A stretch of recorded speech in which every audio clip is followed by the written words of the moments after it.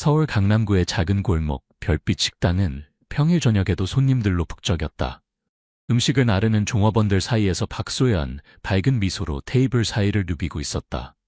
소연은 싱글맘으로 딸 윤지를 홀로 키우며 아침부터 밤까지 일하는 성실한 여성이었다. 소연 씨, 1번 테이블 서빙 부탁해요. 주방에서 동료 최지환이 소리쳤다. 네, 금방 갈게요. 소연은 손에 들고 있던 접시를 정리하며 대답했다. 식당 주인 강태주 보이 카운터 뒤에서 지켜보고 있었다. 그의 눈빛에는 항상 뭔가 계산하는 듯한 차가움이 있었다. 오늘 특별 손님이 올 거야. 최고의 서비스로 응대해. 소연은 고개를 끄덕였다. 태준의 특별 손님은 대부분 사업 파트너나 투자자들이었다. 그들을 접대하는 것은 항상 긴장되는 일이었지만 소연은 자신의 일에 자부심을 가지고 있었다. 저녁 7시 정장을 차려입은 중년 남성이 식당에 들어왔다. 태준은 직접 그를 맞이했다. 김 사장님, 오랜만입니다. 자리 준비해 두었습니다. 소연은 그 손님을 VIP 테이블로 안내했다. 남자는 거만한 태도로 메뉴를 살펴보더니 태준에게 직접 주문했다. 평소처럼 주방장 특선으로 부탁하네. 물론입니다. 오늘은 특별한 요리를 준비했습니다. 태준은 소연을 불러 귓속말로 지시했다. 이 손님께는 내가 특별히 지정한 재료로 요리한 음식만 서빙해. 다른 직원들은 건드리지 말고. 소연은 의아했지만 지시대로 따랐다. 그녀는 주방에서 요리가 완성되기를 기다리며 휴대폰에 메모를 남겼다.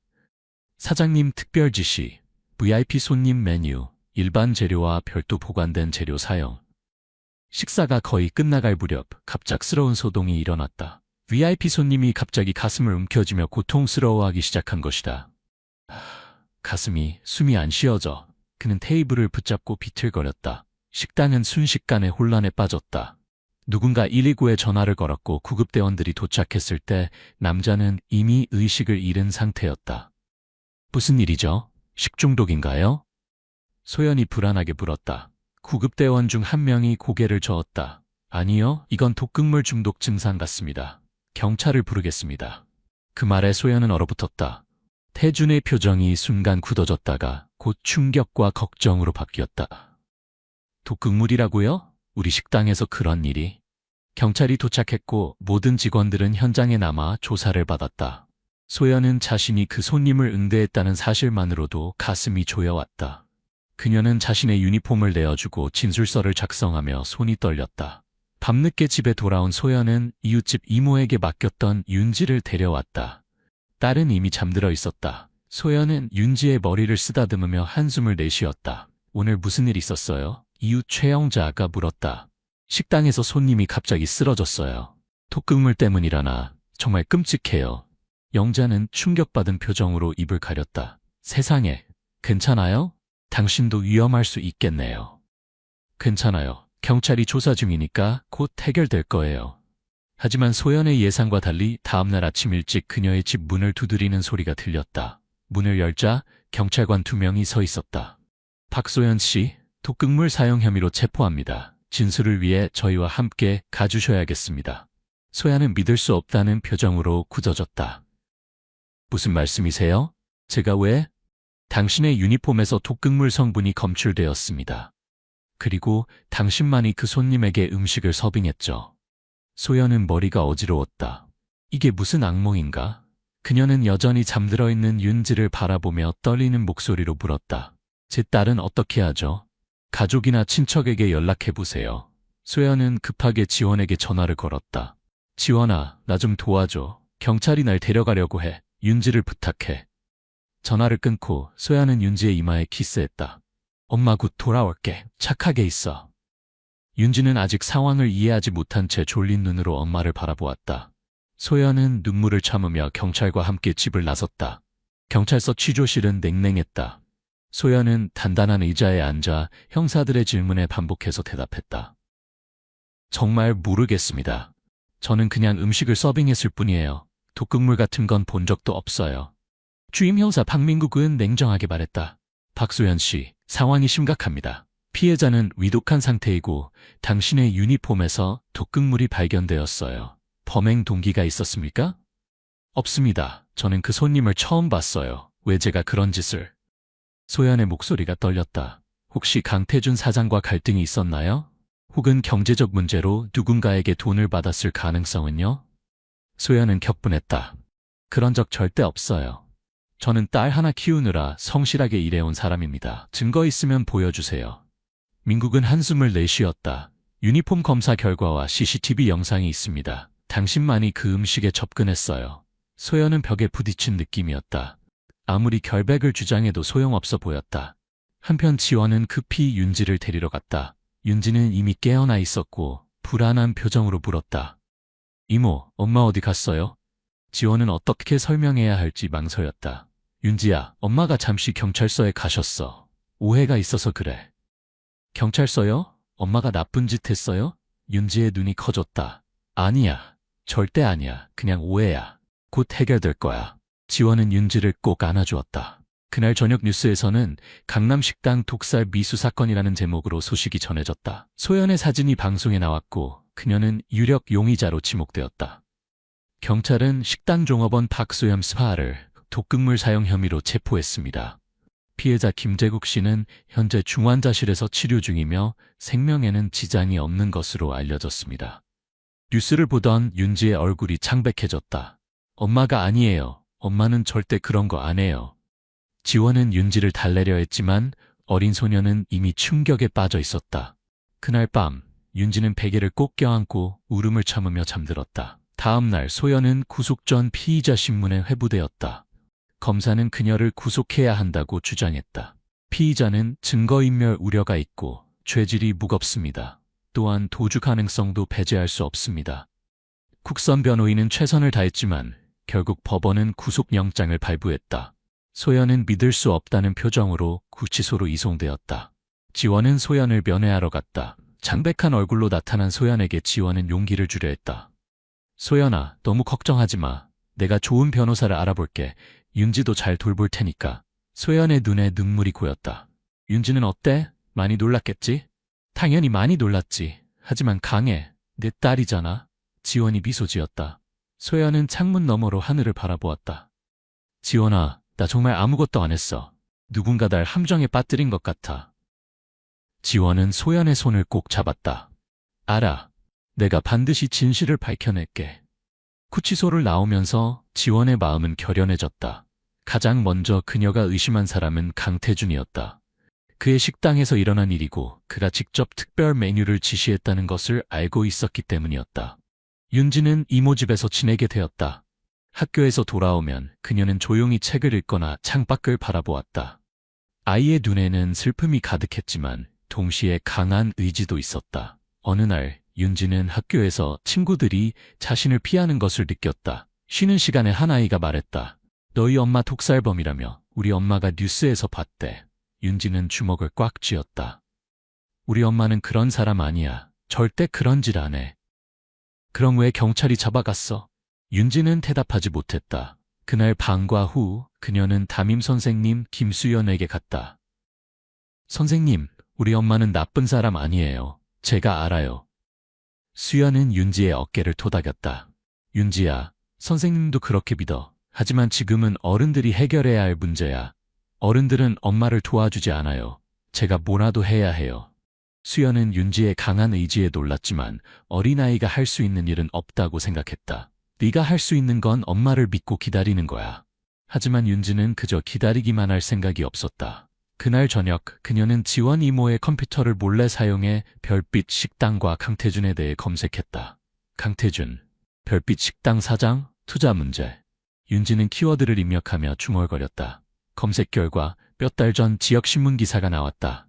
강남 별빛 식당 투자자와 분쟁 소문, 강태준 사장 사실무근. 윤지는 기사를 열심히 읽었다.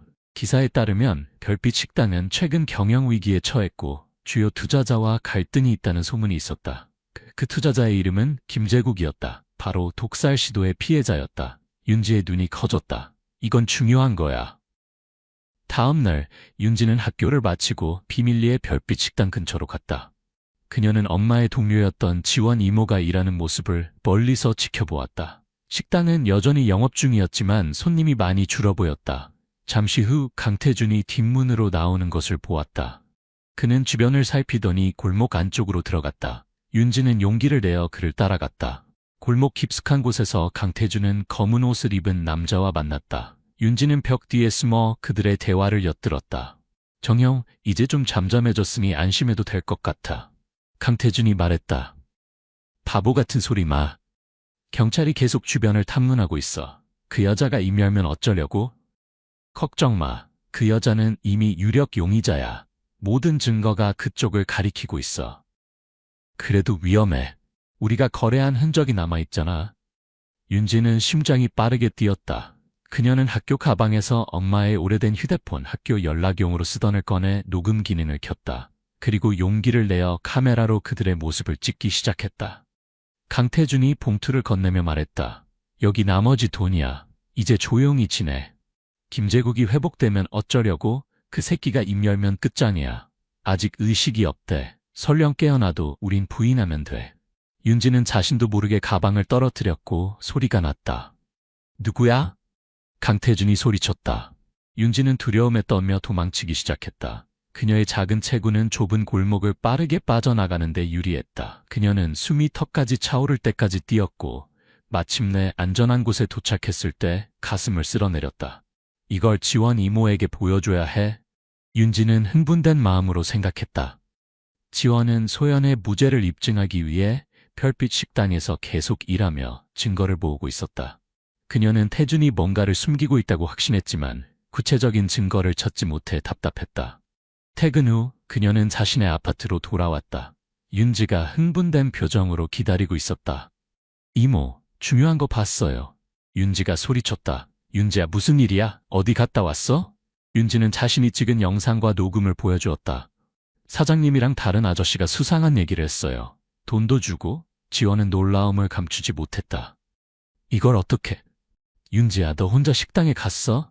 윤지는 고개를 끄덕였다. 엄마를 구하고 싶었어요. 지원은 화가 나려다가 윤지가 보여준 증거의 중요성을 깨달았다. 영상에는 분명히 강태준이 수상한 거래를 하는 모습이 담겨 있었다. 윤지야, 이건 정말 중요한 증거야. 하지만 너무 위험했어. 다시는 혼자 그런 곳에 가면 안 돼. 알았지? 윤지는 조금 미안한 표정으로 고개를 끄덕였다. 이제 엄마 구할 수 있어요? 지원은 깊은 생각에 빠졌다. 이것만으로는 부족해. 우리는 강태준이 직접 독극물을 사용했다는 증거가 필요해. 다음 날 지원은 자신의 휴일을 이용해 변호사를 찾아갔다. 그녀는 소연의 국선 변호인이 아닌 더 경험 많고 열정적인 변호사가 필요하다고 느꼈다. 인권 변호사로 알려진 오민주의 사무실을 찾아간 지원은 사건의 전말을 설명했다. 우리 친구는 절대 그런 일을 하지 않았어요. 모든 증거가 누군가에 의해 조작된 것 같습니다. 민주는 관심을 보였다. 증거가 있나요? 지원은 윤지가 찍은 영상을 보여주었다. 이건 제 친구의 8살 딸이 몰래 찍은 거예요. 민주는 놀랍다는 표정으로 영상을 보았다. 대단한 아이네요. 하지만 이것만으로는 강태준이 독극물을 사용했다는 직접적인 증거가 되진 않아요. 그럼 어떻게 해야 하죠? 우선 저를 소연 씨의 변호인으로 선임해 주세요. 그리고 더 많은 증거를 모아야 합니다. 특히 강태준이 독극물을 구매했거나 소지했다는 증거가 필요해요. 지원은 결연한 표정으로 고개를 끄덕였다. 알겠습니다. 제가 할 수 있는 모든 것을 하겠습니다. 그날 저녁, 지원과 윤지는 민주의 조언에 따라 계획을 세웠다. 지원은 식당에서 계속 정보를 모으기로 했고, 윤지는 엄마의 휴대폰에서 더 많은 단서를 찾기로 했다. 윤지야, 너 엄마 핸드폰의 비밀번호 알아? 지원이 물었다. 네, 제 생일이에요. 윤지가 자랑스럽게 대답했다. 그들은 소연의 휴대폰을 확인했다. 메시지함에는 별다른 내용이 없었지만 메모장에서 중요한 내용을 발견했다. 사장님 특별 지시, VIP 손님 메뉴, 일반 재료와 별도 보관된 재료 사용, 냉장고 3번 선반 검은 통. 지원의 눈이 커졌다. 이거야, 소연이가 사건 당일에 남긴 메모야. 냉장고 3번 선반, 그곳을 확인해 봐야겠어. 윤지는 희망찬 표정으로 물었다. 이제 엄마가 풀려날 수 있어요? 아직은 더 확실한 증거가 필요해. 하지만 우리가 옳은 방향으로 가고 있는 것 같아. 다음 날 지원은 식당에서 일하면서 기회를 노렸다. 주방이 한산한 틈을 타 그녀는 냉장고 3번 선반을 확인했다. 검은 통은 이미 사라져 있었지만 그 자리에는 희미한 가루 자국이 남아 있었다. 지원은 재빨리 휴대폰으로 그 흔적을 촬영했다. 그리고 주변을 더 살펴보던 중 쓰레기통 근처에서 버려진 영수증 조각을 발견했다. 영수증에는 특수화학물질이라는 항목과 강태준의 서명이 있었다. 날짜는 사건 발생 2일 전이었다. 이거다. 지원은 흥분을 감추지 못했다. 퇴근 후 그녀는 발견한 내용을 민주에게 전달했다. 민주는 이 증거들을 검토한 후 말했다. 좋은 발견이에요. 하지만 아직 완벽하지 않아요. 우리는 그 특수화학물질이 실제로 독극물이었다는 증거와 강태준이 그것을 음식에 넣었다는 직접적인 증거가 필요합니다. 어떻게 그런 증거를 찾을 수 있을까요? 식당 CCTV 영상이 있나요? 지원은 고개를 끄덕였다. 네, 하지만 경찰이 이미 확보했을 거예요. 민주는 생각에 잠겼다. 경찰이 가진 영상은 소연 씨가 음식을 서빙하는 부분만 주목했을 거예요. 우리는 그 전 강태준이 주방에서 무엇을 했는지 확인해야 합니다. 그들은 계속해서 증거를 모으기로 했다. 시간은 점점 흘러갔고 소연의 재판일이 다가오고 있었다. 소연은 구치소에서 하루하루를 견디며 재판을 기다렸다. 그녀는 매일 윤지를 생각하며 눈물을 흘렸다. 간혹 지원과 윤지가 면회를 왔지만 그 시간은 너무나 짧게 느껴졌다. 그녀는 민주 변호사가 자신을 대변하게 되었다는 소식을 듣고 조금이나마 희망을 가졌다. 변호사님, 저는 정말 아무것도 하지 않았어요. 소연은 면회실에서 민주에게 말했다. 알고 있어요. 지원 씨와 윤지가 열심히 증거를 모으고 있어요. 특히 윤지는 정말 용감하네요. 소연의 눈에 눈물이 고였다. 윤지가요? 제 딸이 뭘 하고 있는 거죠? 민주는 윤지가 찍은 영상에 대해 조심스럽게 설명했다. 소연은 놀라움과 자랑스러움 그리고 두려움이 뒤섞인 복잡한 감정을 느꼈다. 그 아이가 위험에 처하면 어떡해요?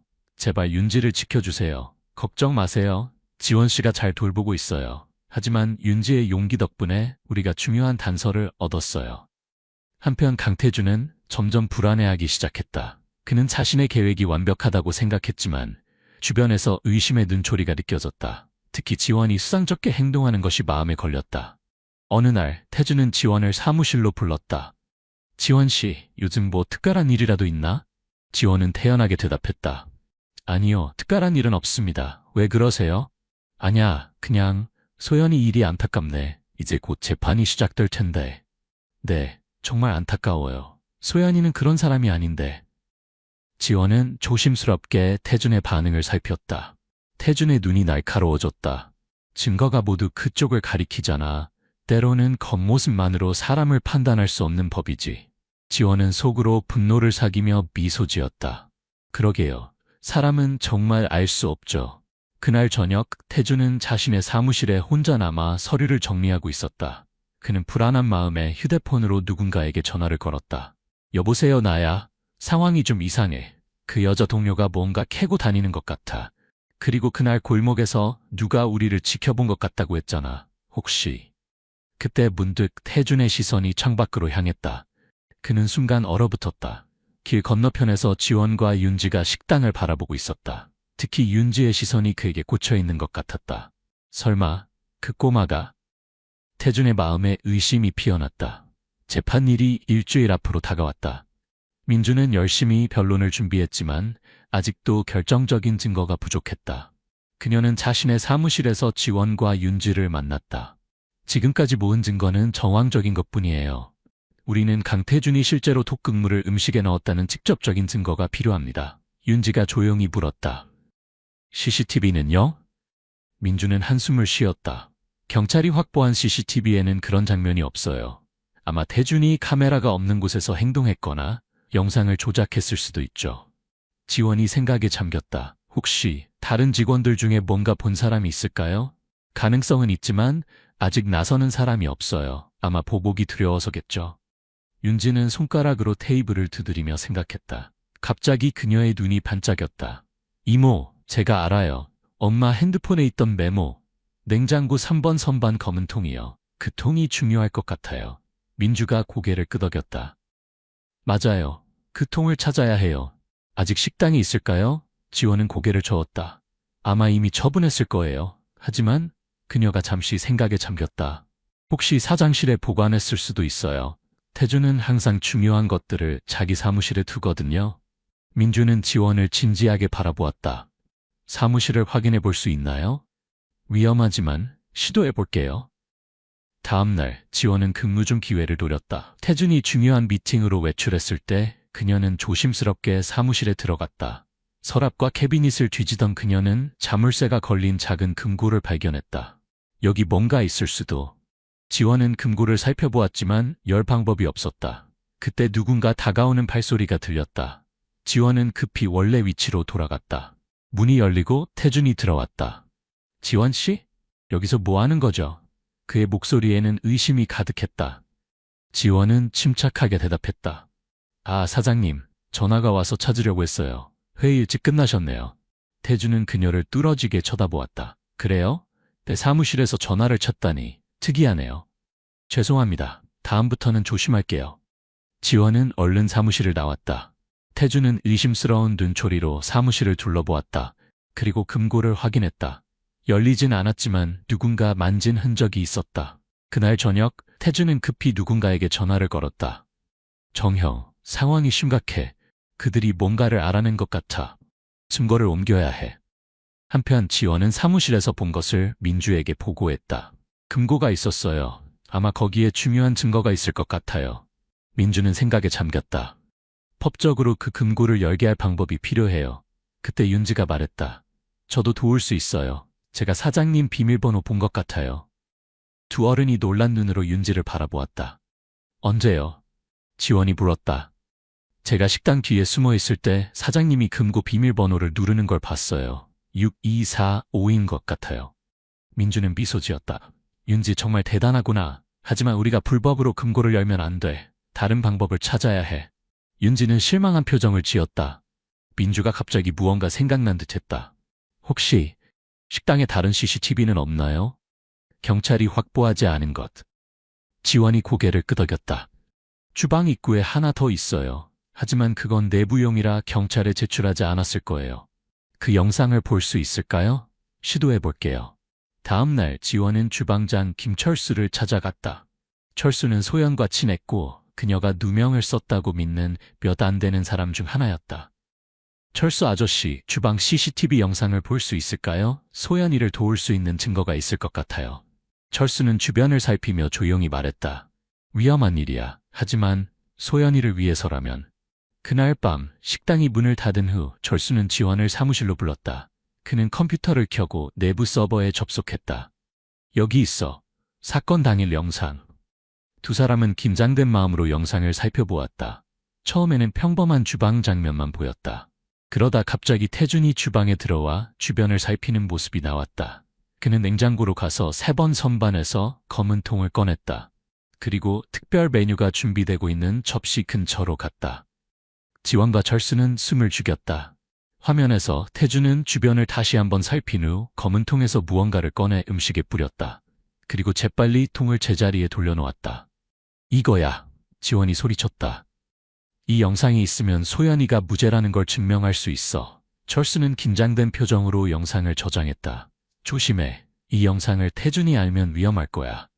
그들이 영상을 확인하고 있을 때 갑자기 사무실 문이 열렸다. 강태준이 서 있었다. 뭐 하는 거지? 태준의 목소리는 차갑게 울렸다. 철수와 지원은 놀라서 굳어버렸다. 태준은 컴퓨터 화면을 보고 얼굴이 창백해졌다. 이건 불법이야. 내 허락 없이 CCTV를 보다니. 철수가 앞으로 나섰다. 태준 씨, 이제 다 드러났어. 당신이 음식에 독을 넣은 장면이 여기 있잖아. 태준은 필사적으로 컴퓨터를 향해 다가갔지만 지원이 재빨리 USB를 뽑아 주머니에 넣었다. 늦었어요, 사장님. 이미 증거는 확보했어요. 태준의 얼굴이 분노로 일그러졌다. 넌 아무것도 몰라. 그 자식이 내 식당을 망치려고 했다고. 나는 그저 내 것을 지키려 했을 뿐이야. 지원과 철수는 조심스럽게 뒤로 물러섰다. 태준은 갑자기 서랍에서 무언가를 꺼냈다. 작은 칼이었다. 그 USB 1이네. 태준이 위협적으로 말했다. 철수가 지원을 보호하듯 앞에 섰다. 진정해, 태준. 이미 늦었어. 경찰에 신고하면 돼. 태준은 히스테리컬하게 웃었다. 경찰, 난 이미 완벽한 계획을 세웠어. 모든 증거는 소연을 가리키고 있다고. 지원은 천천히 휴대폰을 꺼냈다. 정말요? 그럼 이건 어떻게 설명하실 건가요? 그녀는 녹음 버튼을 눌렀다. 태준의 자백이 명확하게 녹음되고 있었다. 태준의 눈이 크게 떠졌다. 그는 격분해서 지원을 향해 달려들었다. 철수가 그를 막으려 했지만 태준은 미친 듯이 휘두르는 칼에 철수의 팔이 베었다. 지원은 비명을 지르며 문으로 달려갔다. 그녀는 간신히 밖으로 빠져나와 도망치기 시작했다. 태준이 그녀를 쫓아왔다. 어두운 거리에서의 추격전이 시작되었다. 지원은 민주에게 긴급하게 전화를 걸었다. 변호사님, 증거 찾았어요. 하지만 태준이 위험해요. 그녀의 목소리는 숨가쁘게 들렸다. 어디에요? 바로 경찰에 신고할게요. 민주가 다급하게 물었다. 별빛 식당 근처. 전화가 갑자기 끊겼다. 태준이 지원을 따라잡아 휴대폰을 쳐서 떨어뜨린 것이다. 지원은 공포에 질려 뒤로 물러섰다. USB 내놔? 태준이 칼을 들고 위협했다. 사장님, 진정하세요. 이러면 상황만 악화될 뿐이에요. 지원이 떨리는 목소리로 말했다. 이미 돌이킬 수 없어. 내놔. 당장. 그때 어디선가 작은 목소리가 들렸다. 멈추세요. 두 사람이 동시에 돌아보았다. 윤지가 골목 모퉁이에 서 있었다. 그녀의 손에는 휴대폰이 들려 있었고 카메라가 그들을 향해 있었다. 윤지야, 위험해. 도망가. 지원이 소리쳤다. 태준은 순간 당황했다. 넌 그 꼬마잖아. 그날 골목에서 윤지는 용기를 내어 한 걸음 앞으로 나왔다. 제가 다 찍고 있어요. 지금 경찰이 오고 있어요. 마치 그녀의 말을 증명하듯 멀리서 사이렌 소리가 들려왔다. 태준은 혼란스러운 표정으로 주변을 둘러보았다. 그는 절망적인 표정으로 칼을 내렸다. 이제 끝났네. 그가 중얼거렸다. 경찰차가 도착했고 민주와 함께 경찰관들이 내렸다. 태준은 저항 없이 체포되었다. 지원은 안도의 한숨을 내쉬며 윤지에게 달려갔다. 윤지야, 왜 여기 있는 거야? 너무 위험했잖아. 윤지는 담담하게 대답했다. 민주 이모가 전화하셨어요. 이모가 위험하다고? 전 근처에 있었거든요. 민주가 다가와 윤지의 머리를 쓰다듬었다. 이 용감한 꼬마가 전화하자마자 위치를 알려줬어요. 덕분에 경찰이 빨리 올 수 있었죠. 지원은 윤지를 꼭 안아주었다. 정말 고마워, 윤지야. 내 덕분에 우리 모두가 안전해. 이제 엄마가 풀려나요? 윤지가 희망찬 눈빛으로 물었다. 민주가 미소 지었다. 이제 모든 증거가 확보되었어요. 소연 씨의 무죄를 입증할 수 있을 거예요. 다음날 뉴스는 강태준의 체포 소식으로 가득했다. 강남 식당 독살 사건의 반전, 진범은 식당 사장이었다. 태준은 경찰 조사에서 결국 모든 것을 자백했다. 그는 투자자 김재국이 투자금을 회수하고 식당을 차지하려 했기 때문에 그를 해치려 했다고 말했다. 그리고 소연에게 누명을 씌운 것도 인정했다. 지원이 찾아낸 CCTV 영상과 태준의 자백, 그리고 윤지가 찍은 영상들이 결정적 증거가 되었다. 검찰은 소연에 대한 모든 혐의를 기소 중지하기로 결정했다. 구치소에서 소연은 자신이 풀려난다는 소식을 듣고 눈물을 흘렸다. 민주가 그녀를 찾아와 좋은 소식을 전했다. 소연 씨, 이제 자유예요. 강태준이 모든 것을 자백했어요. 소연은 믿을 수 없다는 표정으로 물었다. 정말인가요? 제가 정말 집에 갈 수 있나요? 네, 오늘 석방 절차가 진행될 거예요. 윤지를 데리고 왔어요. 소연의 눈에서 눈물이 쏟아졌다. 윤지, 제 딸이 저를 구했군요. 민주는 미소 지었다. 네, 정말 용감한 아이예요. 지원 씨도 큰 도움이 되었고요. 몇 시간 후 소연은 마침내 구치소 문을 나섰다. 그녀는 달려오는 윤지를 보고 두 팔을 벌렸다. 엄마, 윤지가 소리치며 달려들었다. 소연은 딸을 꼭 안고 눈물을 쏟았다. 윤지야, 보고 싶었어. 저도요, 엄마. 이제 집에 가요. 지원과 민주도 그들을 반갑게 맞이했다. 네 사람은 함께 구치소를 떠났다. 집으로 가는 길에 윤지는 흥분된 목소리로 자신이 어떻게 증거를 찾았는지, 어떻게 태준의 비밀 대화를 녹음했는지 이야기했다. 소연은 놀라움과 자랑스러움이 뒤섞인 표정으로 딸의 이야기를 들었다. 정말 위험한 일이었어, 윤지야. 하지만 내가 그렇게 용감하고 똑똑한 아이인 줄 몰랐어. 윤지는 자랑스럽게 웃었다. 저는 엄마가 절대 나쁜 짓을 하지 않을 거라고 알았어요. 그래서 진실을 찾아야 했어요.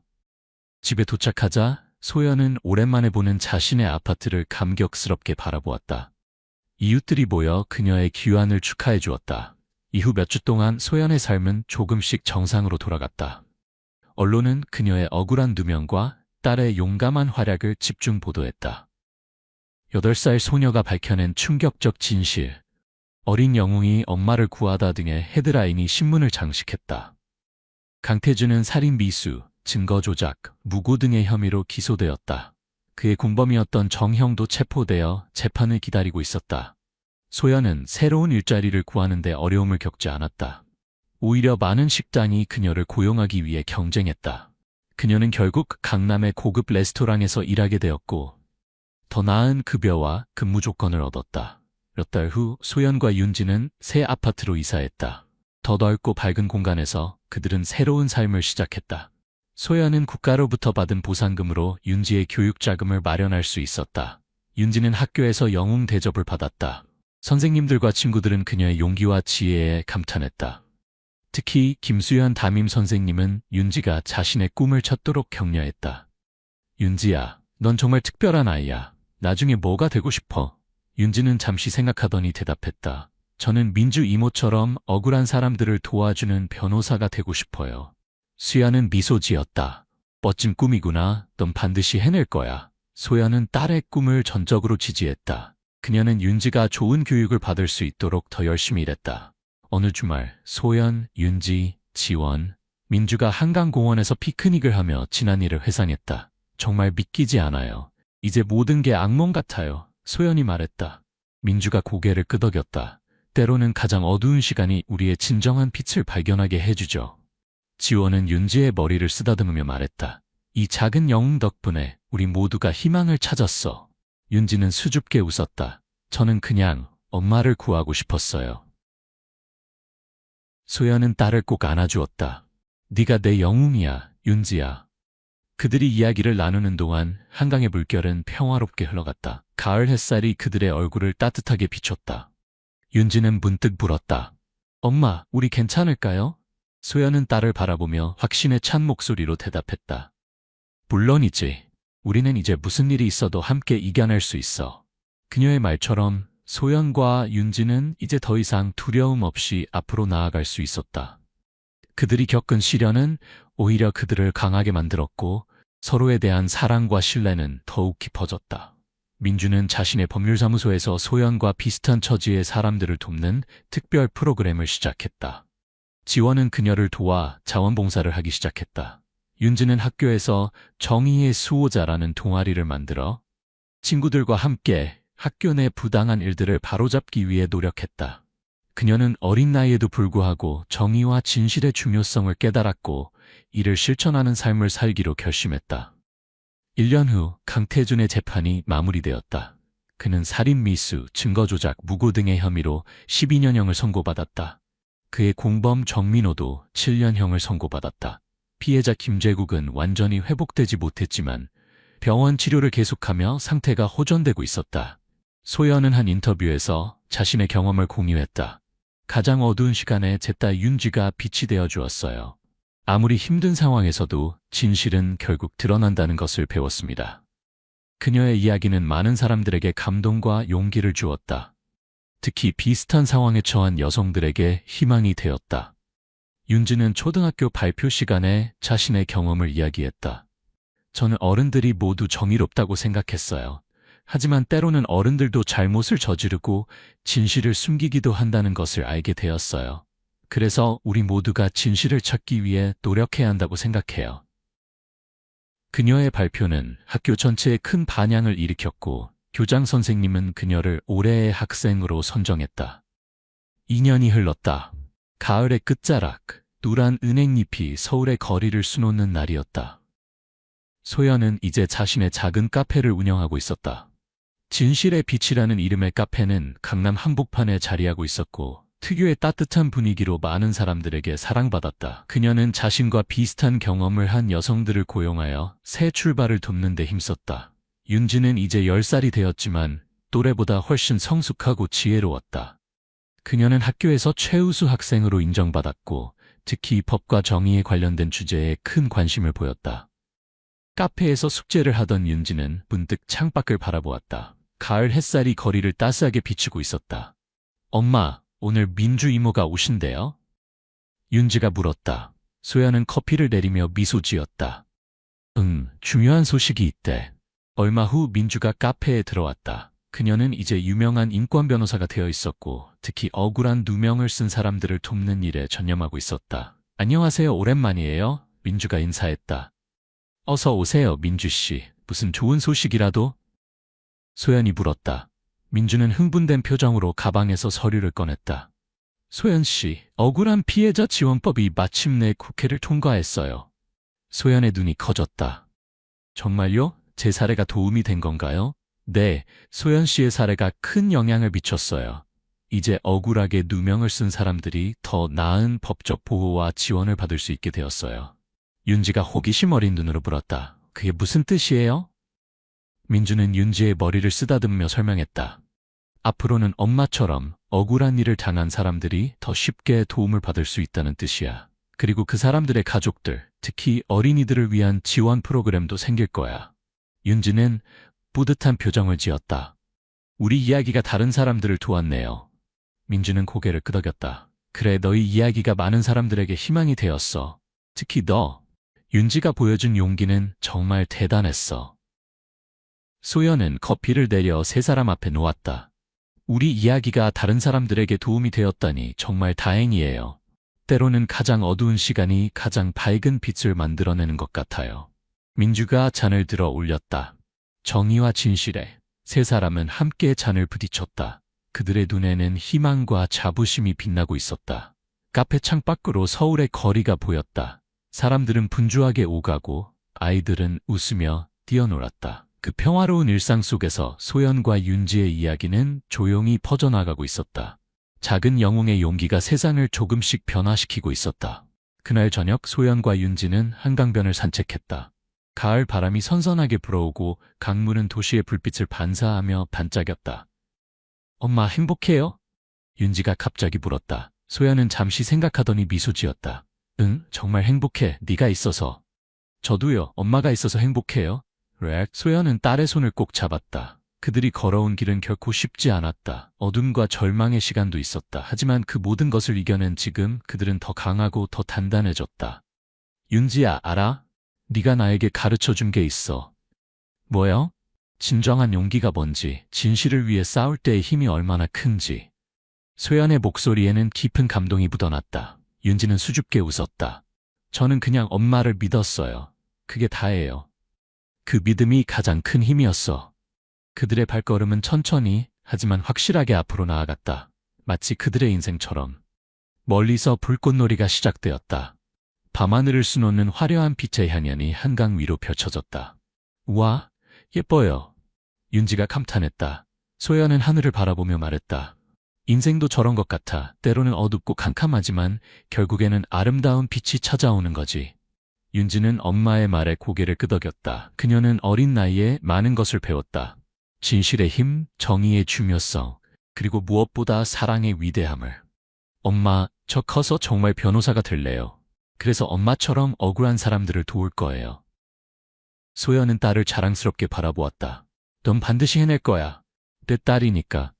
불꽃놀이가 절정에 달했을 때 소연과 윤지는 서로를 꼭 안았다. 그들의 그림자는 하나가 되어 강물 위에 길게 드리워졌다. 이것이 바로 그들의 이야기였다. 어둠 속에서도 빛을 찾아낸 작은 영웅과 그 영웅을 믿어준 어머니의 이야기. 그리고 이 이야기는 많은 사람들에게 희망의 메시지가 되었다. 진실은 언제나 승리한다. 비록 그 과정이 어렵고 고통스러울지라도 결국에는 빛이 어둠을 이긴다. 소연과 윤지가 증명한 것처럼 서울의 밤하늘에 마지막 불꽃이 터지며 이야기는 막을 내렸다. 하지만 그들의 여정은 계속될 것이다. 더 밝고 더 따뜻한 미래를 향해. 윤지는 강물을 바라보며 대답했다. 저는 억울한 사람들을 위한 변호사가 되고 싶어요. 특히 아이들과 여성들을 위해서요. 그리고 언젠가는 이모처럼 판사가 되어서 정의로운 판결을 내리고 싶어요. 소연의 눈에 자랑스러운 눈물이 맺혔다. 그녀의 작은 딸이 이제 큰 꿈을 가진 어른으로 성장했다. 해가 저물고 하늘이 어두워지기 시작했다. 곧 첫 번째 불꽃이 터졌다. 화려한 색상이 밤하늘을 수놓았다. 아름답다. 세 사람이 동시에 말했다. 그들의 얼굴에 불꽃의 빛이 반사되었다. 그 빛은 마치 그들의 미래처럼 밝고 희망찼다. 윤지는 하늘을 바라보며 생각했다. 8살의 나는 알았을까? 내가 걸어갈 이 길을, 내가 만들 이 변화를. 소연은 딸의 생각을 읽은 듯 말했다. 넌 항상 특별했어, 윤지야. 그때도 지금도. 윤지는 미소 지었다. 엄마도요. 불꽃놀이가 절정에 달했을 때 그들은 서로의 손을 꼭 잡았다. 과거의 어둠은 완전히 사라지고 오직 빛만이 남았다. 작은 영웅이 시작한 여정은 이제 더 넓은 세상을 향해 계속되고 있었다. 집행 몇 분 전 박민수의 이마에 땀이 흘러내리고 있었다.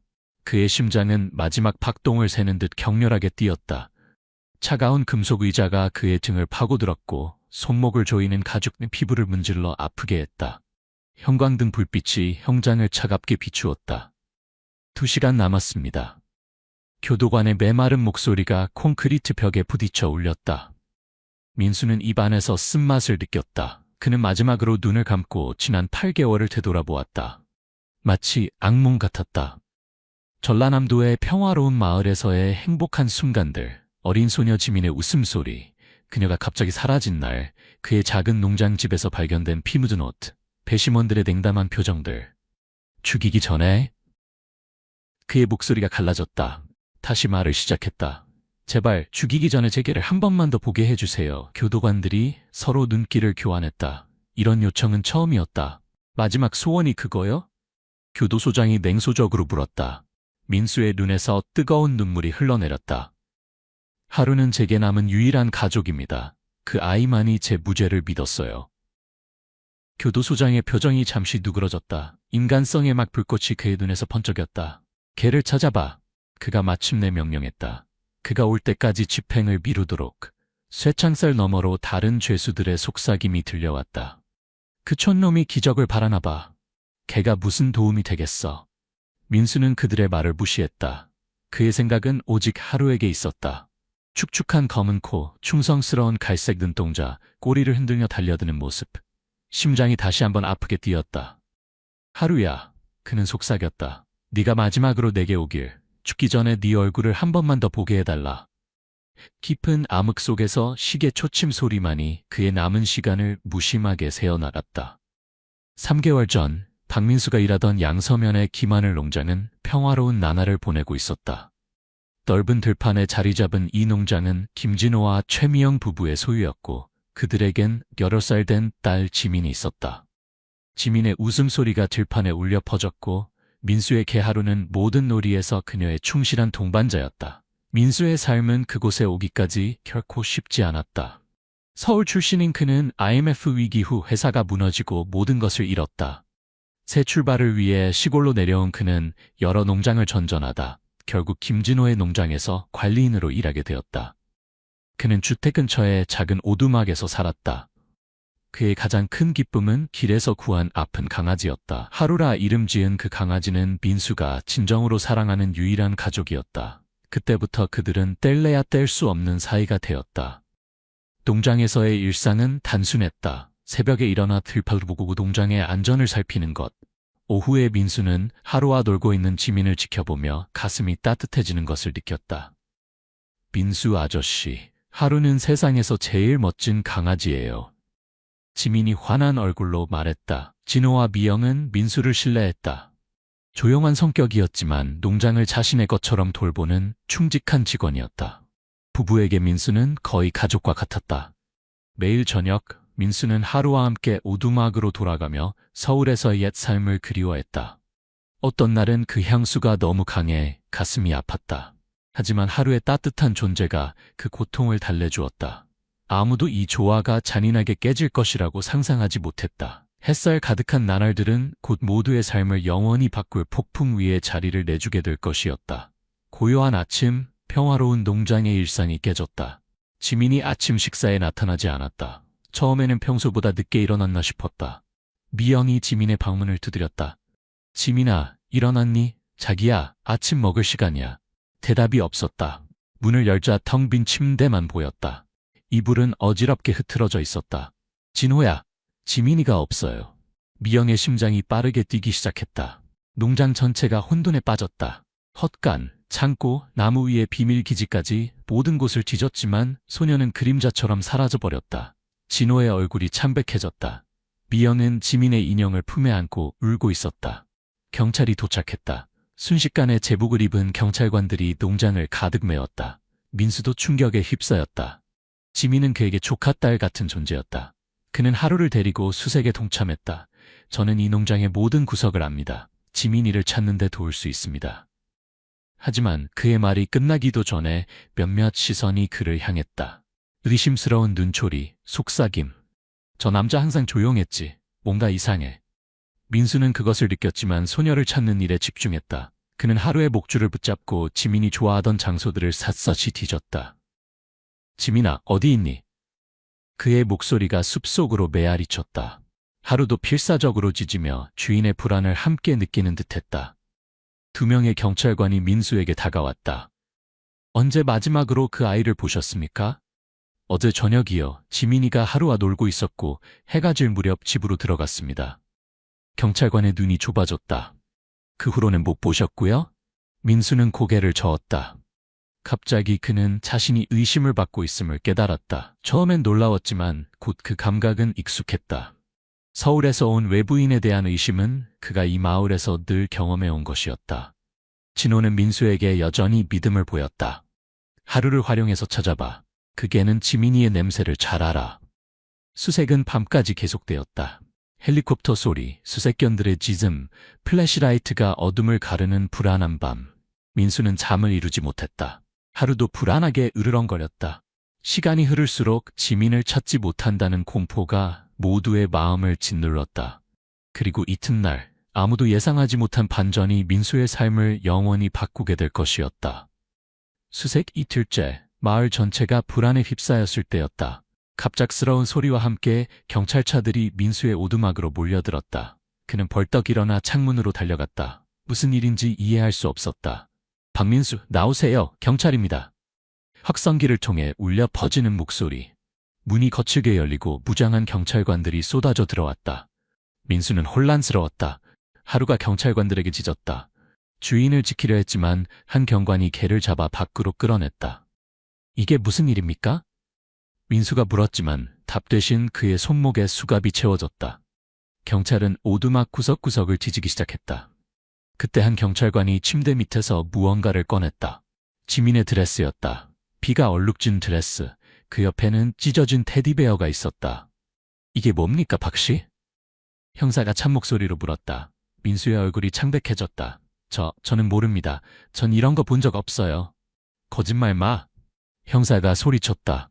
모든 증거가 당신을 가리키고 있어요. 농장 밖으로 끌려나가는 길에 민수는 진호와 마주쳤다. 진호의 눈에는 믿을 수 없다는 표정과 분노가 뒤섞여 있었다.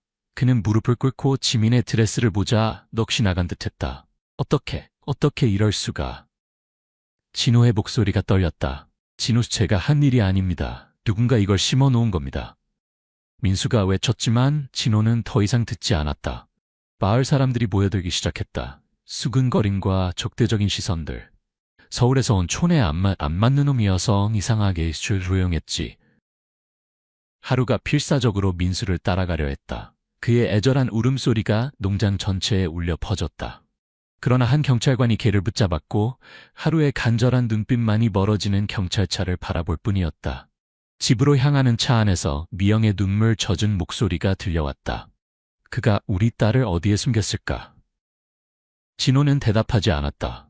그의 눈은 지민의 사진에 고정되어 있었다. 그의 마음속에서는 신뢰가 무너지고 분노가 치솟았다. 민수는 경찰차 뒷좌석에서 자신의 세계가 무너지는 것을 느꼈다. 모든 것이 악몽처럼 느껴졌다. 누군가 의도적으로 그를 함정에 빠뜨렸다는 것을 그는 알았다. 하지만 누가? 그리고 왜?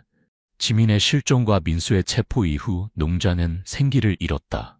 한때 웃음소리로 가득했던 그곳은 이제 침묵과 슬픔만이 감돌았다.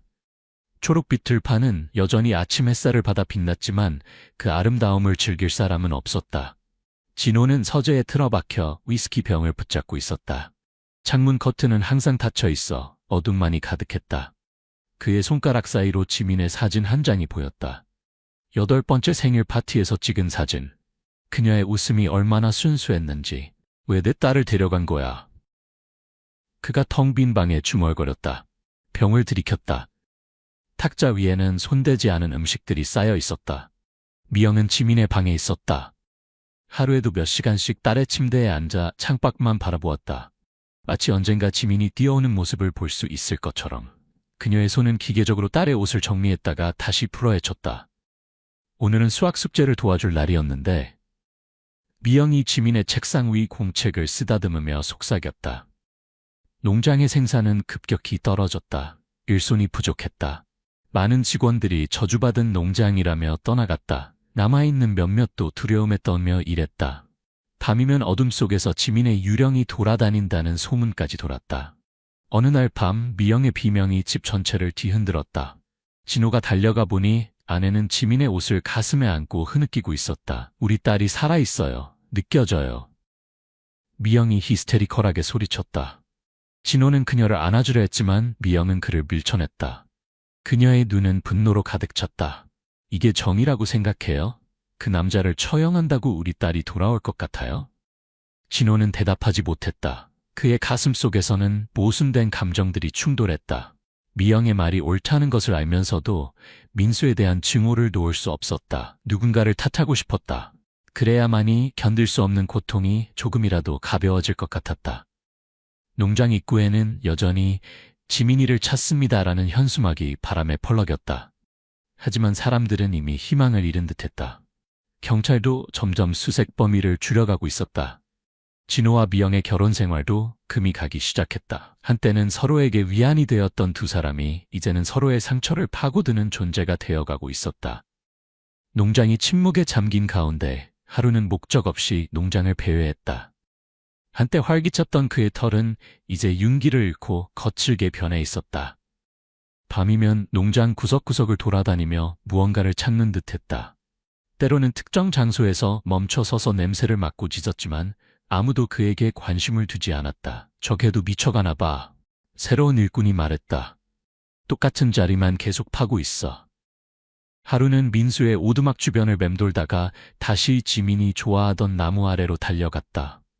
그곳에서 땅을 파기 시작했지만 곧 다른 곳으로 이동했다. 마치 그는 사람들이 보지 못하는 무언가의 흔적을 따라가는 듯했다. 식사도 제대로 하지 않았다. 쓰레기통을 뒤지거나 농장 주변을 돌아다니며 먹을 것을 찾았다. 겨우 농장에 남아있는 나이든 일꾼 최노인만이 가끔 하루에게 음식을 가져다 주었다. 가엾은 녀석. 최노인이 하루에 머리를 쓰다듬으며 말했다. 주인이 그리운가 보구나. 밤이 되면 하루는 민수의 침대에 누워 슬픈 울음소리를 냈다. 그 소리는 마치 인간의 울음소리처럼 가슴 아프게 들렸다. 때로는 밤중에 일어나 창문 쪽으로 달려가 먼 곳을 바라보며 짖었다. 어느 날 하루는 농장 경계 근처에서 특별히 관심을 보였다. 그곳은 정농장과 맞닿은 곳이었다. 하루는 그 근처 풀숲에서 무언가를 발견한 듯 냄새를 맡고 흙을 파기 시작했다. 잠시 후 입에 무언가를 물고 왔지만 그것을 다시 땅에 붓고 계속해서 농장을 돌아다녔다. 최노인은 하루의 이상한 행동을 눈여겨보았다. 저 개가 뭔가를 알고 있는 것 같아. 그러나 다른 일꾼들은 비웃었다. 걔가 무슨 탐정이야. 늙은이 헛소리 좀 그만해. 미영도 창문으로 하루의 행동을 지켜보았다. 순간 그녀의 눈에 희미한 희망의 빛이 스쳤다. 하지만 곧 그녀는 커튼을 닫았다.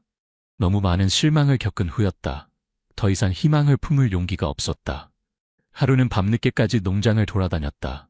달빛 아래 그의 실루엣이 들판 위로 길게 드리워졌다. 그는 계속해서 냄새를 맡고 파고 찾아다녔다. 누구도 이해하지 못하는 사명을 띈 것처럼. 그날 밤 하루는 평소와 달리 오두막으로 돌아가지 않았다. 대신 그는 농장의 가장자리에 앉아 먼 곳을 바라보며 밤을 지새웠다. 마치 무언가가 그를 부르고 있는 것처럼. 법원은 인파로 가득 찼다. 긴장된 침묵이 법정을 감쌌고 간간히 살인자를 처벌하라는 군중의 분노에 찬 외침이 들려왔다. 진호는 주먹을 꽉 쥐고 분노를 참으려 애썼다. 미영은 검은 베일로 얼굴을 가리고 흐느끼고 있었다. 내 딸은 어디 있는 거야? 우리 지민이는 어디 있는 거냐고? 미영이 갑자기 소리쳤다. 진호가 그녀를 붙잡았다. 민수는 피고인석에 앉아 있었다. 그의 모습은 한 달 전과 완전히 달라져 있었다. 파리한 얼굴, 깊게 파인 눈, 무게를 잃은 몸. 그는 바닥만 바라보고 있었다. 자신을 향한 증오와 편견으로 가득 찬 시선들을 마주할 용기조차 없었다. 그의 변호사는 젊고 경험이 부족했다. 국선 변호인으로 이렇게 감정적이고 복잡한 사건을 맡게 된 것이 부담스러워 보였다. 그는 검사의 공격적인 발언에 제대로 대응하지 못했다.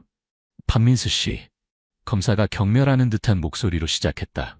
당신은 홀로 살았죠. 가족도 없고 증인도 없이 모든 증거가 당신을 가리키고 있어요. 옷, 장난감, 그리고 검사는 잠시 멈추고 배심원들을 바라보았다. 당신은 무슨 말을 할 수 있습니까? 저는 아무것도 하지 않았습니다. 민수가 힘없이 대답했다. 지민이를 해칠 리가 없어요. 그 아이는 제게 조카와 같았습니다. 그러나 그의 절박한 말은 아무런 가치가 없었다. 배심원들의 차가운 시선이 그것을 말해주고 있었다. 그들은 빠른 판결을 원했다. 지역 주민들은 외부인에 대한 복수를 원합니다. 검사가 힘주어 말했다. 서울에서 온 이방인이죠. 어떻게 우리가 그를 믿을 수 있겠습니까? 민수의 변호사가 자리에서 일어났다. 이의 있습니다. 재판장님, 검사는 피고의 출신지를 문제 삼고 있습니다. 인정합니다. 판사가 말했지만 배심원들의 표정은 이미 결정된 듯했다. 재판 내내 민수는 하루를 생각했다. 그는 충실한 개가 어떻게 지내는지, 누가 그를 보는지, 먹이는 누가 주는지, 대체 어디에 있는 건지. 지민이 살아있다면 아직도 그를 기억하고 있을까? 불과 5일 만에 배심원단은 평결을 내렸다. 모두가 예상했던 대로였다. 유죄. 판사가 최종 선고를 내렸다. 박민수, 법정은 당신에게 사형을 선고합니다. 법정은 환호성으로 가득 찼다. 민수는 무감각한 상태로 호송차로 이동했다. 앞으로 남은 날들은 전기의자를 기다리는 시간이었다. 그날 밤 교도소 감방에서 민수는 작은 창문을 통해 별을 바라보았다. 서울에서도 같은 별이 빛나고 있을 것이다. 고향, 그토록 그리워했던 곳. 이제는 영원히 돌아갈 수 없게 되었다. 죽음의 그림자가 드리운 방 안, 민수는 벽에 그어진 달력을 바라보았다. 하루하루가 전기의자에 가까워지는 날들이었다. 교도소 식당에서는 다른 죄수들이 그를 피했다. 아이 살인마라는 낙인이 그를 따라다녔다. 곧 죽을 거야. 한 죄수가 그에게 속삭였다. 가면서 고통스러울 거다. 민수는 대답하지 않았다. 그는 감방 구석에 웅크리고 앉아 무릎을 껴안은 채 하루의 대부분을 보냈다. 벽에 난 작은 창문으로 들어오는 햇빛 조각이 그의 유일한 위안이었다. 교도소 목사만이 가끔 그를 방문했다. 박 씨, 마음의 평화를 찾으셨습니까? 제가 무죄라는 것 외에는 아무것도 모르겠습니다. 민수가 대답했다. 밤이면 그는 악몽에 시달렸다. 항상 같은 꿈이었다. 지민이가 그를 부르는 목소리. 하지만 그는 그녀를 찾을 수 없었다. 하루가 숲속으로 달려가는 모습, 그리고 갑자기 나타나는 전기의자. 어머니. 그는 어둠 속에서 중얼거렸다. 어머니가 마지막으로 해준 말이 생각났다. 아들아, 네 마음은 항상 정직했다. 그 정직함이 언젠가 너를 구할 거야. 하지만 지금 그 정직함은 아무런 도움이 되지 않았다. 시간이 흐를수록 민수는 자신의 운명을 받아들이기 시작했다. 그는 더 이상 무죄를 주장하지 않았다. 대신 그는 지민이가 어디에 있는지 알고 싶었다. 그녀는 정말로 죽은 것일까? 아니면 어딘가에 살아있는 것일까? 누가 이런 끔찍한 일을 했을까요? 왜 증거를 제 오두막에 심어 놓았을까요? 그는 목사에게 물었다. 목사는 대답이 없었다. 그저 민수의 손을 잡아주었을 뿐. 감방의 시간은 더디게 흘렀다. 하루는 1년처럼 느껴졌다. 민수는 자신의 과거 생활을 회상했다. 서울에서의 어린 시절, 가족들과 함께한 추석, 어머니의 따뜻한 손길, 그리고 시골로 내려오겠다는 결정을 내렸던 그 순간. 내가 그때 서울에 머물렀더라면. 그의 목소리가 감방벽에 부딪혀 돌아왔다. 그의 손가락이 벽에 그려진 달력의 마지막 날을 어루만졌다. 붉은 원으로 표시된 날, 집행일. 이제 일주일밖에 남지 않았다. 감방 창문 밖으로 저녁 노을이 물들고 있었다. 그 아름다움이 더욱 잔인하게 느껴졌다. 이제 그가 볼 수 있는 저녁 노을의 수가 손가락으로 셀 수 있을 만큼 적어졌다는 사실. 하루야. 그는 창밖을 바라보며 속삭였다. 네가 보고 싶구나. 교도소장이 민수의 마지막 소원을 들어준 후 한 차량이 교도소 정문에 도착했다. 하루를 데리고 온 것이었다. 걔는 몸이 수척해 보였고 털은 엉망이었지만 그의 눈은 여전히 충성심으로 빛나고 있었다. 차문이 열리자마자 하루는 복도를 따라 달려갔다. 공기 중에 주인의 냄새를 맡은 듯했다. 집행실에서 민수는 천천히 고개를 들었다. 하루를 알아본 순간 그의 눈에서 눈물이 흘러내렸다. 하루야, 내 친구, 네가 왔구나. 그의 목소리가 떨렸다. 하루가 그의 무릎으로 뛰어올라 얼굴을 핥았다. 걔의 울음소리는 기쁨과 슬픔이 섞인 소리였다. 민수는 그를 꽉 안았다. 웃으면서도 울고 있었다. 넌 항상 날 믿었지, 그렇지? 넌 나에게 남은 전부야. 교도관들과 목사도 눈물을 참지 못했다. 이렇게 인간적이면서도 슬픈 장면을 아무도 예상하지 못했다. 한 교도관은 고개를 돌려 몰래 눈물을 닦았다. 하루는 계속해서 민수의 얼굴과 손을 핥았다. 마치 모든 시간을 보상받으려는 듯했다. 잠시 동안 그 차가운 방은 재회의 기쁨으로 가득 찼다. 자신의 죽음을 앞둔 남자와 그를 결코 포기하지 않은 걔의 순수한 사랑. 너를 잘 돌봐줬니? 민수가 물었다. 하루의 갈비뼈가 비쳐 보이는 것을 보고 그의 마음이 아팠다. 힘들었지. 나도 너무 힘들었어. 교도소장은 이 장면에 감동한 듯했다. 그는 팔짱을 끼고 서 있었지만 그의 단단한 표정이 조금 누그러졌다. 5분만 더 드리겠습니다. 그가 말했다. 민수는 고맙다고 했다. 그는 하루의 귀 뒤를 긁어주었다. 걔가 가장 좋아하는 자리였다. 하루는 편안한 신음소리를 냈다. 내가 없으면 누가 널 돌봐줄까? 민수가 속삭였다. 지민이는 어디 있을까? 우린 모두 무슨 일이 일어났는지 알 수 없었어. 하루가 갑자기 민수의 무릎에서 내려와 바닥을 긁기 시작했다. 그는 뭔가 흥분한 듯했다. 주변 사람들은 이상하게 생각했지만 민수는 하루의 행동에 주목했다. 무슨 일이야, 하루? 걔가 다시 그에게 다가와 몸을 문질렀다. 그때 민수는 하루의 목줄 아래에 뭔가가 숨겨져 있는 것을 발견했다. 보이지 않게 작은 물건이 털 속에 감춰져 있었다. 그의 심장이 빠르게 뛰기 시작했다.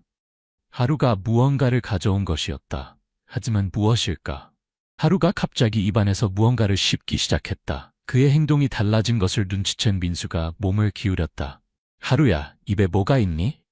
걔는 고개를 숙이고 2개의 작은 물체를 떨어뜨렸다. 하나는 작은 이빨이었고 다른 하나는 특이한 모양의 열매였다. 지민이가 살아있다는 증거, 민수가 소리쳤다. 그녀는 정농장에 있었어요. 하루가 이걸 찾았어요. 목사와 교도관들이 서로를 쳐다보았다. 놀라움과 혼란이 뒤섞인 표정이었다. 그들은 더 이상 무시할 수 없었다. 눈앞에 펼쳐진 증거를 부정할 수 없었다. 교도소장은 당혹스러워 보였다. 그의 굳은 표정에 균열이 생겼다. 그는 잠시 생각하더니 결단을 내렸다. 집행을 중단하십시오. 당장 조사해야 합니다. 교도관 한 명이 이빨을 들어 조심스럽게 살펴보았다. 이게 정말 그 아이의 것인지 어떻게 확신합니까? 지민이는 2달 전에 앞니가 흔들린다고 했어요. 민수가 설명했다. 그리고 이 열매는 정농장에서 재배하는 특별한 품종입니다. 김진호와 정준호는 오랫동안 경쟁관계였어요. 목사가 고개를 끄덕였다. 맞습니다. 정 씨는 독특한 과일 품종으로 유명합니다. 하지만 그가 왜... 질문이 공중에 떠돌았다. 모두의 머릿속에 같은 생각이 스쳐 지나갔다. 만약 정준호가 지민이를 납치했다면 민수에게 누명을 씌운 것도 그일 수 있었다. 하루는 흥분한 듯 짖고 있었다. 그는 문 쪽으로 달려가 긁기 시작했다. 마치 따라와, 보여줄게, 더 있어 라고 말하는 것 같았다. 민수의 눈에 희망의 빛이 돌아왔다. 일주일도 되지 않아 자신이 죽을 거라고 생각했지만 지금 그의 앞에는 새로운 가능성이 열리고 있었다. 그녀가 살아있어요. 그가 말했다. 내 직감이 맞았어요. 지민이는 살아있어요. 교도소장은 전화기를 들었다. 지금 바로 경찰서장에게 연락하십시오. 새로운 증거가 발견되었다고 말하세요. 교도관들은 서로 놀란 표정을 교환했다. 그들 중 일부는 처음부터 민수의 유죄 판결에 의구심을 품고 있었다. 하지만 이런 반전은 아무도 예상하지 못했다. 하루는 다시 민수의 무릎으로 돌아와 그의 손을 핥았다. 그의 충성심이 주인의 무죄를 증명할 수 있을까? 민수는 전기 의자에서 내려와 다시 감방으로 돌아왔다. 그의 몸은 여전히 떨리고 있었지만 가슴 속에서는 새로운 불꽃이 타오르고 있었다. 교도소장의 특별 허가로 하루는 그날 밤 주인과 함께 감방에서 지낼 수 있게 되었다. 감방문이 닫히자 민수는 바닥에 무릎을 꿇고 하루를 가슴에 꼭 안았다. 걔는 기쁨의 표시로 계속해서 그의 얼굴을 핥았다. 마치 잃어버린 시간을 보상받으려는 듯했다. 하루야, 네가 날 구했어. 지민이도 구할 거야. 네가 포기하지 않을 줄 알았어. 민수가 눈물을 흘리며 반복해서 말했다. 어둡고 차가웠던 감방이 갑자기 덜 답답하게 느껴졌다. 복도를 지나가는 교도관들은 서로 눈길을 교환했다. 그 장면에 감동한 듯했다. 하루의 충성심과 민수가 짊어진 고통에 무감각할 수 없었다. 한밤중 민수는 잠이 들지 못했다. 그는 작은 창문으로 들어오는 달빛 아래 하루의 털을 쓰다듬었다. 걔는 그의 옆에 누워 따뜻한 숨결을 내뿜고 있었다. 내가 무죄라는 걸 네가 증명해 줄 수 있을까? 지민이를 찾을 수 있을까?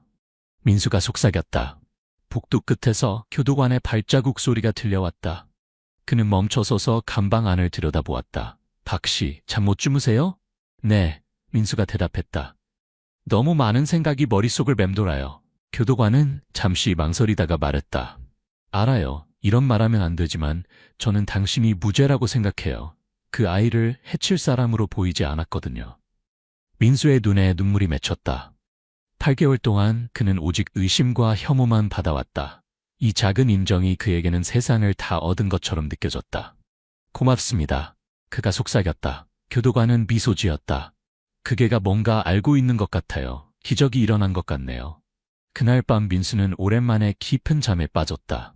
하루가 그의 발치에 누워 있었다. 꿈속에서 그는 서울의 한강을 보았다. 강물 소리, 갈매기 울음소리, 어머니의 목소리가 들려왔다. 민수야, 내 아들아, 넌 곧 집으로 돌아올 거야. 그 목소리가 너무 선명해서 민수는 깜짝 놀라 눈을 떴다. 하지만 그곳은 여전히 감방이었다. 다만 이제 그는 혼자가 아니었다. 하루가 그의 옆에 있었고 빠르게 가슴이 오르내리며 꿈을 꾸고 있었다. 아마도 그들은 같은 꿈을 꾸고 있었을지도 모른다. 자유와 귀양의 꿈. 태양이 떠오르기도 전 경찰차들이 정롱장을 포위했다. 하루는 뒷좌석에 앉아 안절부절 못하고 있었다. 냄새를 맡으며 마치 언제든 달려나갈 준비가 된 사냥개처럼 보였다. 경찰 차량 행렬 뒤로는 진호와 미영의 차가 따라오고 있었다. 두 사람 모두 창백한 얼굴로 긴장감과 기대감이 뒤섞인 표정이었다. 미영은 손수건으로 눈물을 닦으며 중얼거렸다. 우리 딸이 정말 여기 있다면? 진호는 그녀의 손을 꽉 잡았다. 말없이 그는 자신이 틀렸기를 바라고 있었다. 민수가 무죄였다면 그것은 자신이 무고한 사람을 정죄했다는 의미였다. 그 죄책감은 이미 그를 짓누르고 있었다. 정준호가 현관에 나타났다. 그의 얼굴은 분노로 일그러져 있었다. 이게 무슨 소란이야? 왜 내 농장에 들어온 거지? 실종된 소녀가 당신의 농장에 있었다는 증거를 확보했습니다. 경찰서장이 단호하게 말했다. 문을 여세요. 정준호는 잠시 망설였다. 그의 눈은 불안하게 움직였다. 결국 그는 어쩔 수 없이 게이트를 열었다. 경찰차들이 농장으로 들어서자마자 하루가 갑자기 달려나갔다. 경찰서장은 하루의 목줄을 풀어주라고 지시했다. 모두가 개의 뒤를 따랐다. 하루는 광활한 들판을 가로질러 과수원을 지나 포도밭 쪽으로 달려갔다. 갑자기 그는 포도나무 사이의 특정 지점에서 멈춰서서 열심히 짚기 시작했다. 그곳은 마른 나뭇가지와 낙엽으로 덮인 곳이었다. 경찰관들이 다가가 보니 그 아래에 땅이 파헤쳐진 흔적이 있었다. 나뭇가지들을 치우자 녹슨 손잡이가 달린 나무문이 드러났다. 손전등. 경찰서장이 소리쳤다. 진호와 미영이 떨리는 발걸음으로 다가왔다. 미영의 눈은 희망과 공포로 크게 떠져 있었다. 지민아, 우리 딸? 그녀가 속삭였다. 경찰관들이 나무문을 열었다. 지하로 내려가는 계단이 나타났다. 총을 든 2명의 경찰관이 먼저 내려갔다. 뒤이어 경찰서장과 진호, 미영이 따라갔다. 하루는 맨 앞에서 냄새를 맡으며 길을 인도했다.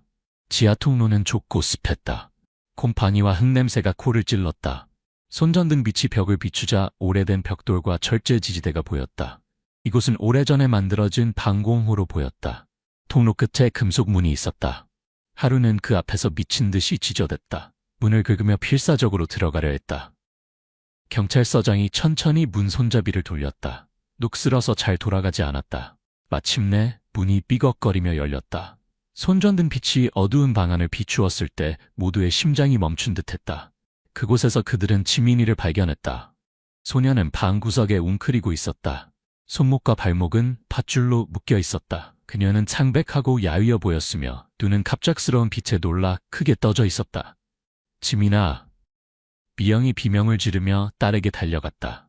진호도 무릎을 꿇고 딸의 밧줄을 풀기 시작했다. 그의 손은 떨리고 있었고 눈에서는 눈물이 흘러내렸다. 아빠, 엄마.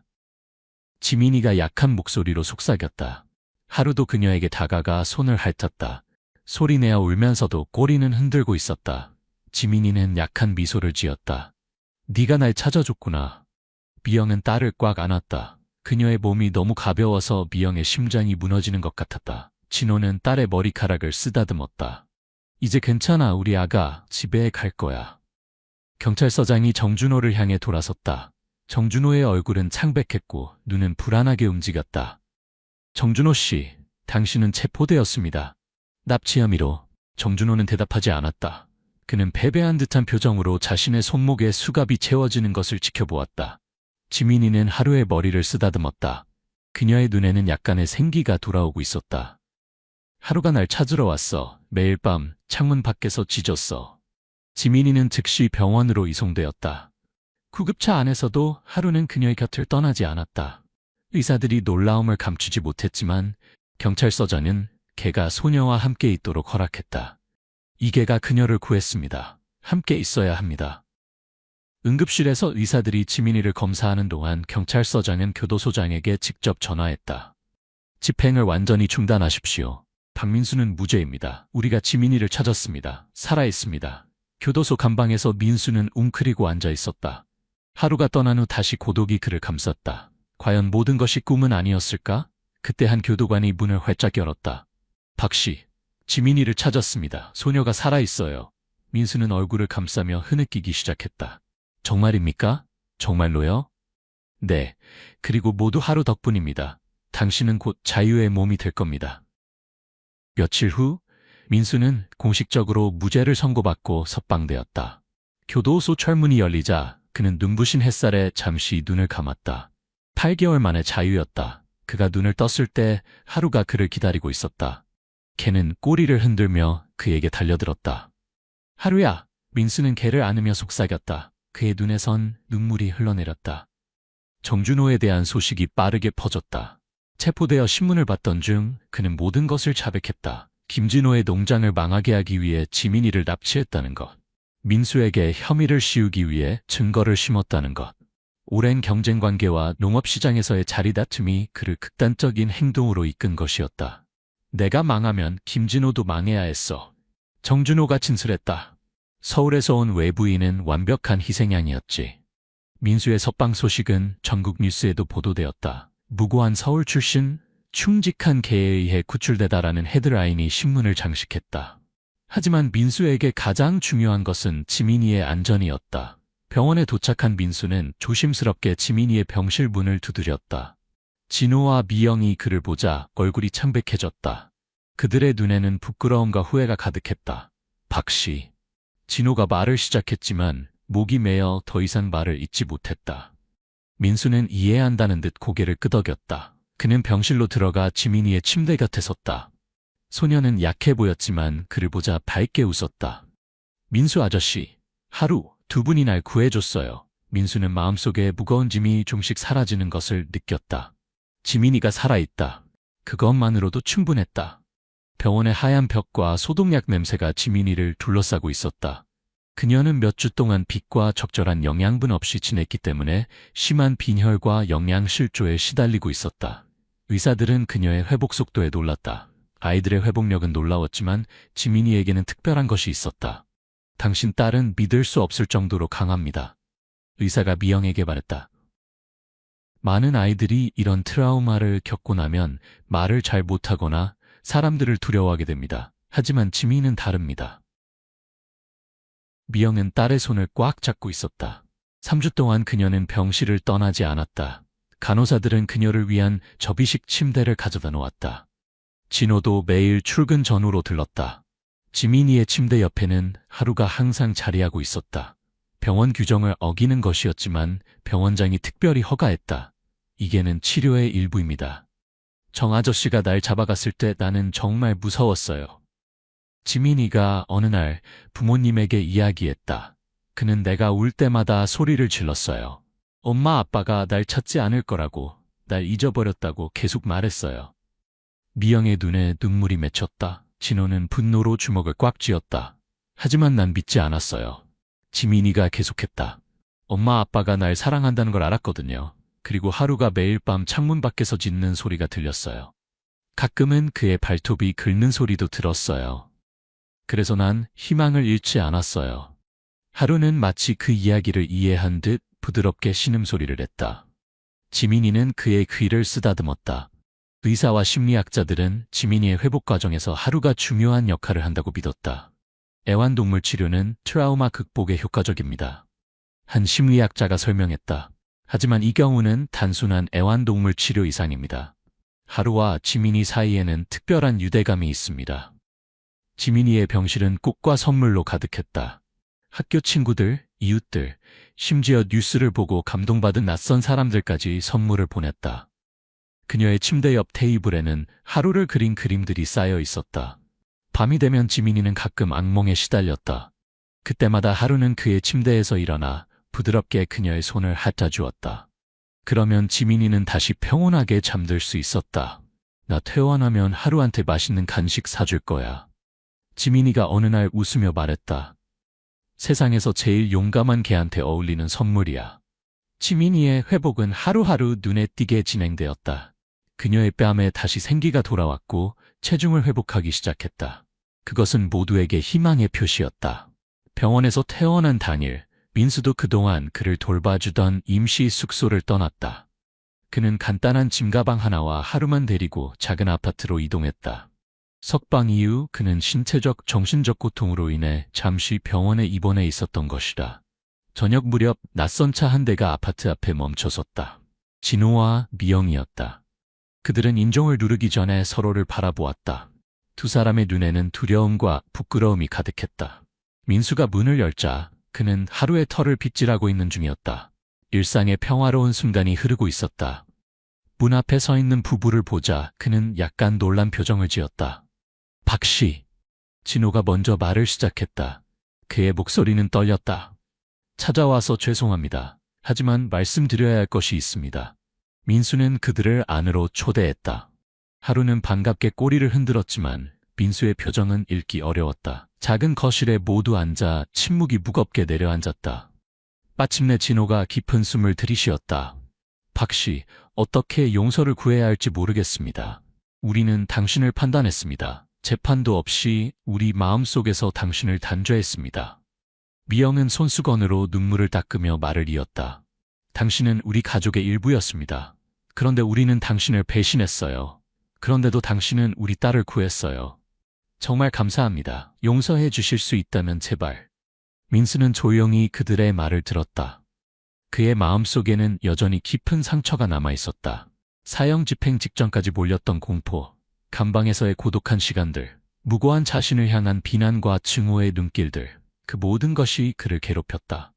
당신들이 저를 의심한 것은 이해합니다. 민수가 마침내 부드럽게 말했다. 자녀를 잃은 부모의 마음이 어떨지 상상할 수 있어요. 하지만 그는 잠시 말을 멈추었다. 떠오르는 감정을 정리하기 위해서였다.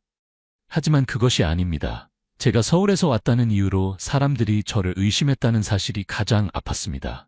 제가 외부인이라는 이유만으로. 진호와 미영은 고개를 숙였다. 그들도 그 사실을 부인할 수 없었다. 저는 당신들을 용서합니다. 민수가 마침내 말했다. 다만 기억해 주세요. 다른 사람들도 그렇게 쉽게 판단하지 않도록. 그날 밤 마을 목사가 광장에서 공개 사과문을 낭독했다. 우리 모두가 박민수 씨에게 잘못했습니다. 우리는 진실을 찾지 않고 한 사람을 판단했습니다. 이 교훈이 결코 잊혀지지 않기를 바랍니다. 민수는 그 자리에 참석했지만 그는 사람들의 관심이 자신이 아닌 하루에게 향하는 것이 기뻤다. 그에게 있어 진정한 영웅은 포기하지 않은 충직한 개였다. 하루의 영웅담은 전국으로 퍼져나갔다. 경찰서에서는 그에게 명예훈장을 수여했고 시청에서는 도시의 영웅상을 수여했다. 주간지 한국 영웅들은 표지에 하루의 사진을 실었다. 한 소녀와 무고한 남자를 구한 개라는 제목이 붙었다. 어린이들은 자신의 애완동물의 우상처럼 하루를 보기 위해 줄을 서서 기다렸다. 하루는 모든 방문객을 꼬리를 흔들며 환영했다.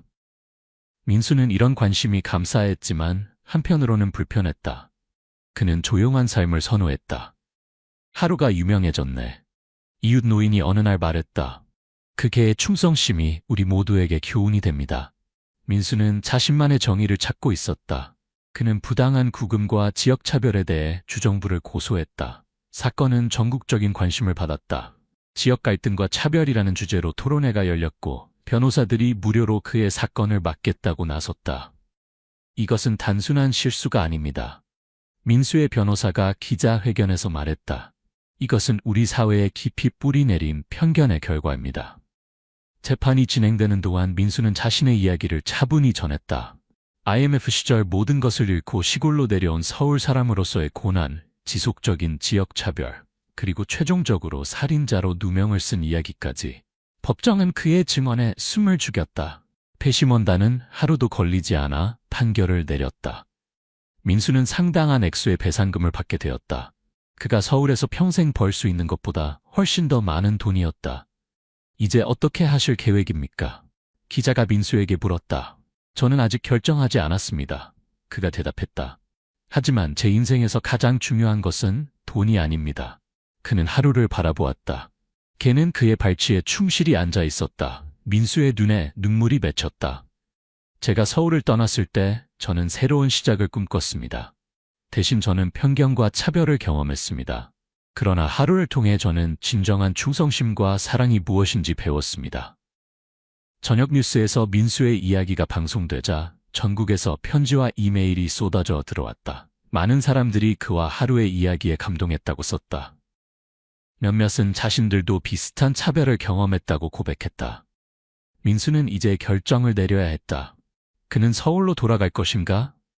아니면 시골에 남을 것인가? 밤하늘의 별을 바라보며 그는 마음속 깊은 곳에서 이미 답을 알고 있었다. 배상금을 받은 민수는 오랫동안 마음속에 품어왔던 결정을 내렸다. 그는 시골과 서울 중간쯤에 위치한 작은 도시에 땅을 구입했다. 그곳에 그는 전통 한옥과 현대적 편의시설을 결합한 집을 지었다. 넓은 정원에는 다양한 꽃과 나무를 심었다. 그가 받은 배상금의 상당 부분은 유기동물 보호소를 설립하는 데 사용되었다.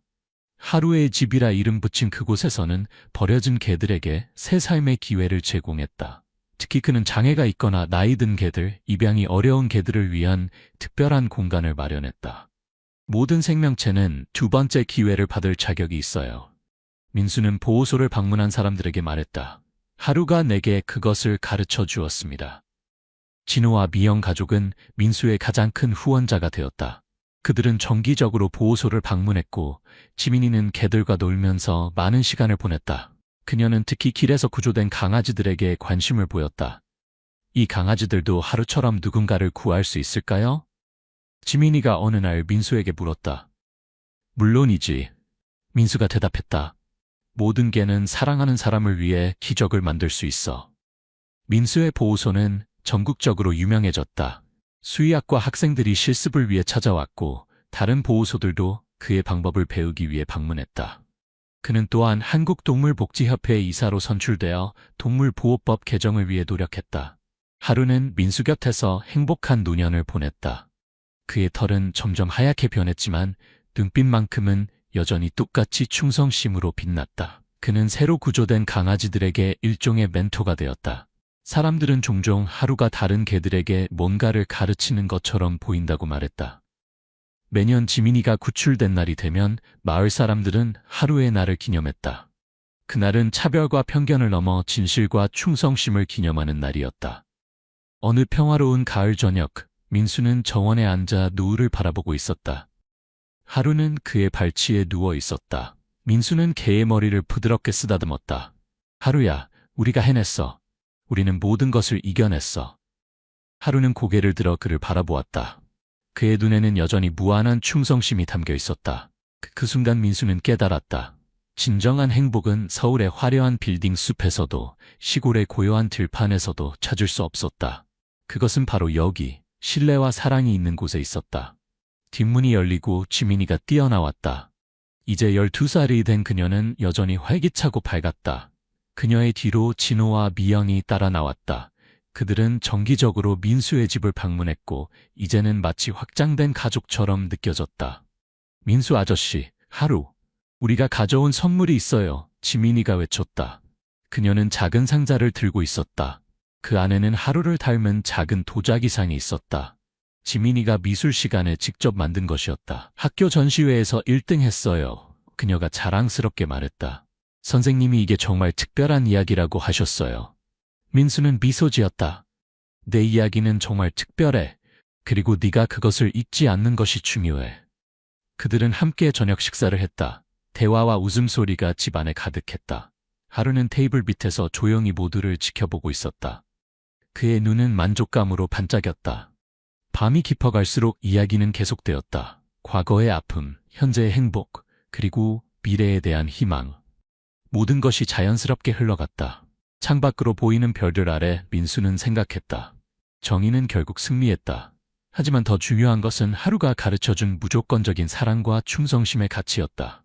한 마리 개의 헌신이 인간의 편견을 뛰어넘어 진실을 밝힌 이야기.